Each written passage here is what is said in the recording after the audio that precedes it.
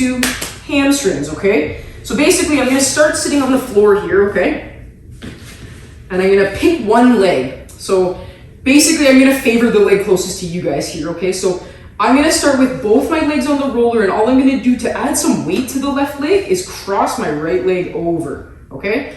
So from here, I'm gonna basically use my strength here to lift myself onto the roller, and I'm just gonna roll like this, okay? So if I don't feel too much in my hamstrings here, what I'm gonna start to do is play around a little bit with leaning. So I might just lean a little bit over towards you guys again, so I get the, oh God, there we go, sorry, that one felt so good.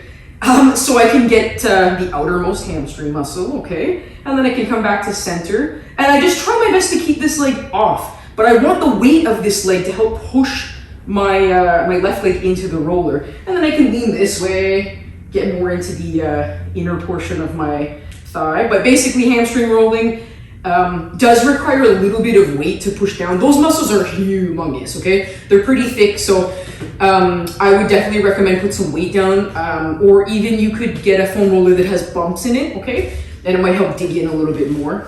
Then of course,